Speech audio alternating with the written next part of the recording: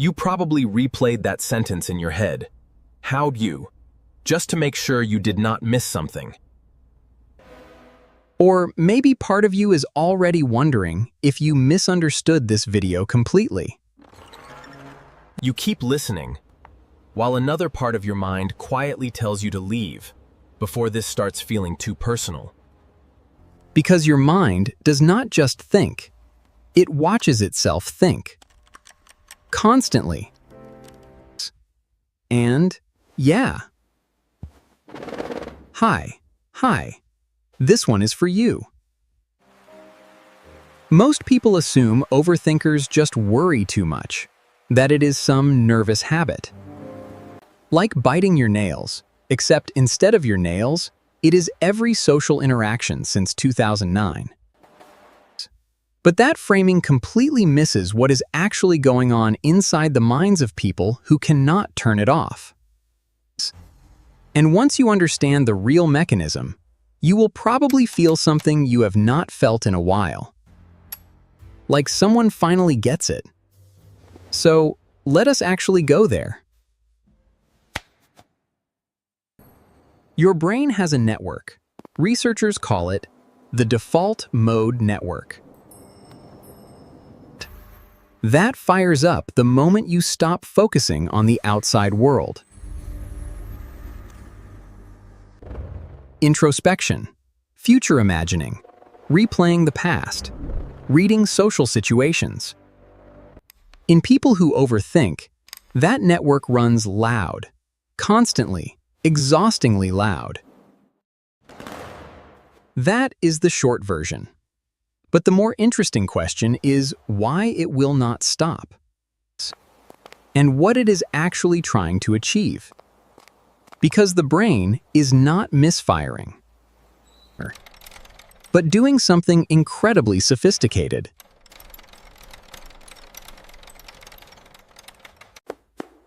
There is a critical difference between productive reflection, where you are moving toward a conclusion, and what psychologist Susan Nolan-Hoxema spent decades researching and called rumination,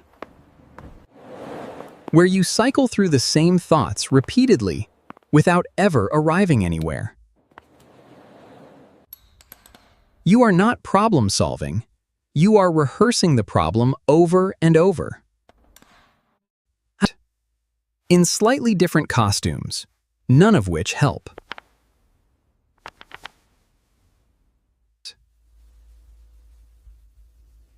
Her research found that rumination does not just feel bad in the moment. It amplifies the negative emotion while you are inside it. I feel like these thoughts are swallowing me whole, but maybe I can face them. The sinking does not process the emotion. It preserves it, like amber.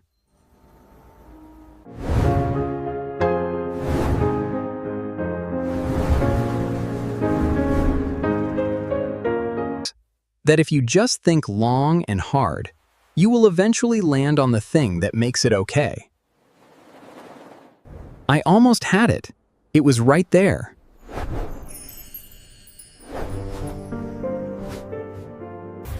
Hi there. We're introducing a new feature where I can read this aloud in a natural, human-like voice. No dramatics here, but in the everyday sense of not knowing what mood someone would be in, or whether you were reading the room correctly. Your brain learned very young. That thinking ahead was how you stayed okay. It was adaptive and smart. The problem is that you are still doing it in situations you do not need to. At the grocery store, in a text message, in a meeting where someone's facial expression was slightly ambiguous. And now you are building a whole case file.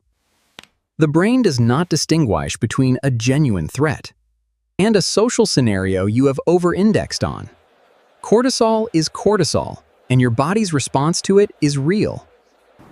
So this part tends to land differently for different people, And I am guilty myself.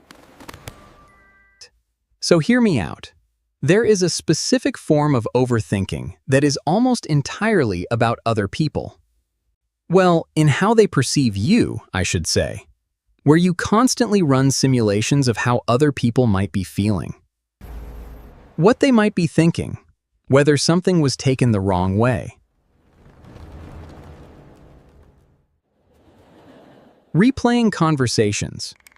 Looking for the moment you might have hurt someone accidentally. You draft and redraft messages, not because you cannot get the right wording, but because you are trying to account for every possible way. I am sure someone watching just went, "Oh, that is me." Well, do not worry.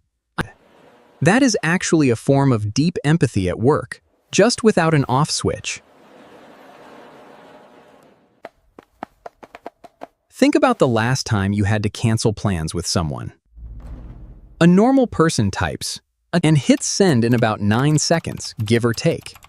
An overthinker opens the message, writes that, reads it back, decides sorry implies they did something wrong, rewrites it without the sorry, then worries that sounds cold. He writes 3 completely different versions, and then sends one to a friend for a second opinion. And then, after somewhere between the 12 and 25-minute mark, sends something almost identical to the original. And then, finally, immediately reads their own message back, wondering if it landed okay. The cruelest part is that this hyper-awareness of others often means overthinkers are the last to give themselves the same level of compassion. You will spend 40 minutes convincing a friend that they are not a burden, and then lie awake convincing yourself that you are one. Same mind, different set of rules for themselves.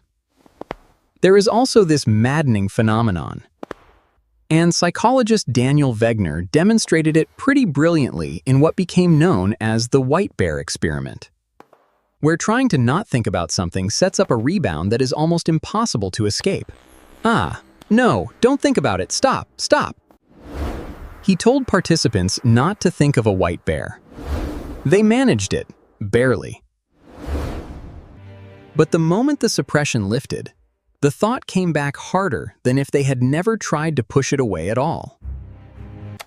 The suppression created a debt. Check out the 7-day reset bundle in the pinned comment and description.